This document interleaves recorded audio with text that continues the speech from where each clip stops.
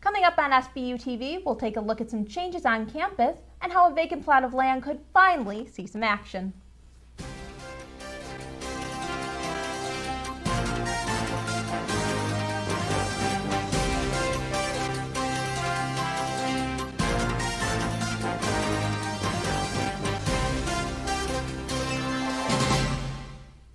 Welcome to Sbu TV. I'm Danny Bush. And I'm Kate Pelcynski. Some of the dining areas on campus received a makeover this summer. Kristie Hefke reports. As students returned here to St. Bonaventure University, many were happy to find changes made to the dining areas. To go with the new furniture, walls, and flooring, the RC Cafe will feature more grocery items for customers. The design that we settled on was one that, and our real goal for the project was to enhance the Bonaventure feeling and look and all in the cafe. I think it has a nice new look to it. I really like the new booth. It's very modern and good atmosphere. The Rathskeller also received a makeover. Several new flat-screen TVs were hung in the newly painted walls of the Rathskeller, along with display cases that will soon be filled with Bona memorabilia.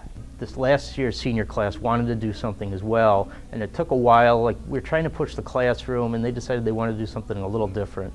And then the idea to throw some money into the Rathskeller came up. It was a really great idea. Everyone loved it instantly. A new entrance was added to the Rathskeller from the Hekfe-Dining hall. Wanting to be responsive to our students, we resurrected the idea of opening up the Rathskeller for lunchtime seating. We want you to enjoy your lunch, enjoy the Hickey, and how can you enjoy it if you don't have a seat? For Sbu TV, I'm Kristie Hefke.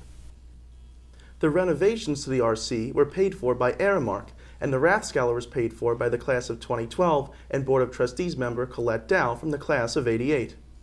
St. Bonaventure students returned to campus to be confronted with the steel shell of a new building near Plasman Hall. Ashlyn Verot has more. Groundbreaking for the William and Ann Swan Business Center was held at the end of March. According to Phil Winger, Associate VP for Facilities, construction of the 26,000 square foot building is already ahead of schedule. The new School of Business is projected to be completed by July and fully operational for the fall 2013 semester. Many alumni have made donations to pay for the $15 million business center. Ann Swan, wife of the class of '69's William Swan, gave $3 million. Delta Airlines president Edward Bastian, a 1979 graduate, donated $250,000. The new building will provide a high-tech learning environment to ensure that the School of Business remains competitive. For Sbu TV, I'm Ashlyn Verot. St. Bonaventure is accredited by the Association for the Advancement of Collegiate Schools of Business and a status held by only 5% of business schools worldwide. Sbu TV learned exclusive new information about the progression of Bonaventure Square. Kayla O'Keefe has more. Bonaventure Square, the 17-acre plot of land on Route 417 across from St. Bonaventure University, has a new developer and concrete plans for construction. Kinley Corporation will be installing a 50,000 square foot complex to include a popular hotel, retail store, and a Dave & Buster's type sports lounge. Brenda McGee, Senior Vice President for Finance and Administration at St. Bonaventure, explains the stages of development. The hotel, the entertainment complex, and the professional and retail space will be built at once as phase one. Phase two was originally designed to have apartments and a sporting complex, and we'll be looking at that and whether or not that's exactly the right thing to do or whether we need to make some modifications there. Groundbreaking for the $65 million project will begin next April, with plans for completion in fall 2014. McGee is in anticipation to see the construction begin at the square. We're very excited about it, yes, yes. For Sbu TV, I'm Kayla O'Keefe.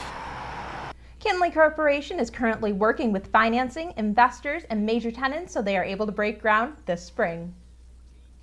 A recent New York Times article showed that enrollment of Muslim students at Catholic universities is on the rise. Matthew Turnquist has more. Last year, St. Bonaventure started its own Muslim Student Association. I'm part of the Muslim Student Association here at Bonaventure. I took the role of president for the group. Muslim Student Association strives to show that Muslim students can experience college but not feel alone at a predominantly Catholic university. We're trying to expand it, trying to get other members. They don't have to be of Islamic faith.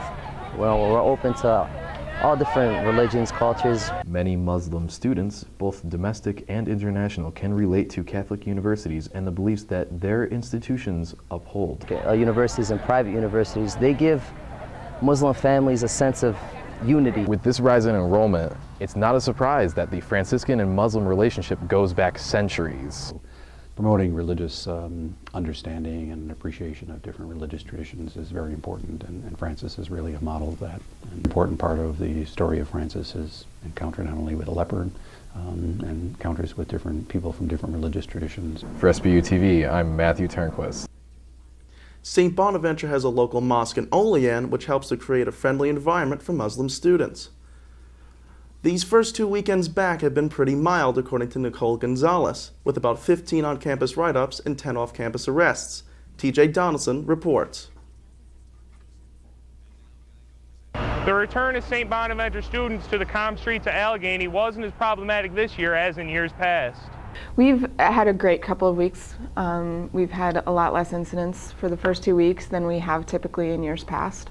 It's been pretty mild this year. We've only ran about 8 calls. Gonzalez is pleased with the calm start, but knows it may not last. Very happy that the first 2 weekends have gone smoothly, the first 2 weeks have gone smoothly, but I also have learned not to make, drastic predictions about the way a year is going to go based on the first couple of weeks. The transition to college life for the freshman class plays a key role in keeping incidents down. The majority of our call volume, at least the alcohol-related calls, come between Rob Fowler or Shaylo, and a lot of them are the younger freshman students. I do think it says good things about our freshman class that a majority of our alcohol-related incidents at this point in time have been with upperclassmen, which is definitely opposite of what it typically is. It's not all good news, however. Last week, this painting was stolen from Mangias, and now they're taking precautions. We try to move anything that can be moved out of the store in behind the counter, small things, salt, pepper shakers, because those disappear a lot. Even with the occasional problem, Churakas is glad to see the students back. Everyone came in all at once, and we're trying to get more employees on now just to handle all the business we've been getting, so it's very nice to have everyone back. For Sbu TV, I'm TJ Donaldson. School officials hope the number of incidents continue to decline. College students low on cash find alternative methods of getting their digital media, but what many don't know is that it may cost them more than expected. Danny Bush reports. For college students, sharing is a part of culture. From humorous statuses on Facebook to course books, sharing resources to save some cash becomes second nature. Those who frequent the piratebay.se, an international file sharing database, feel the same way. But instead of trading vacation pictures, they're trading copyrighted material.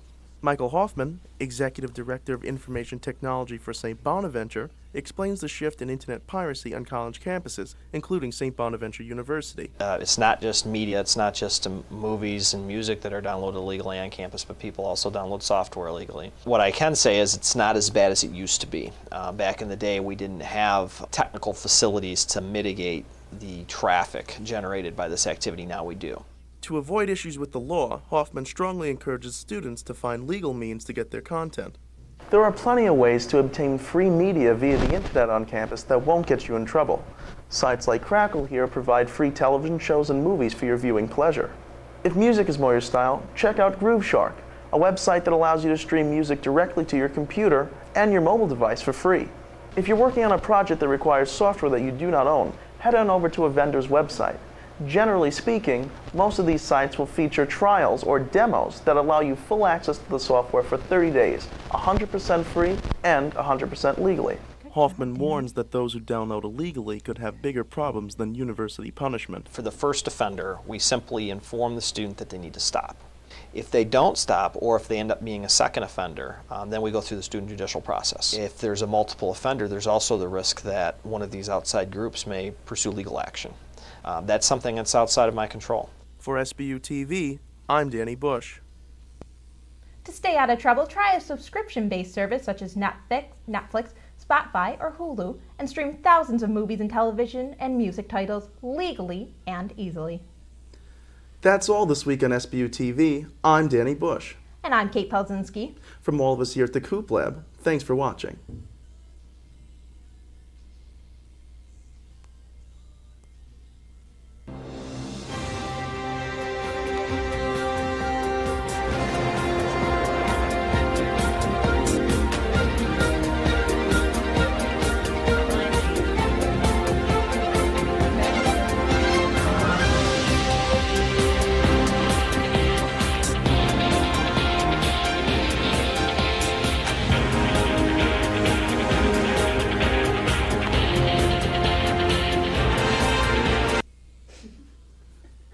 Ha ha ha.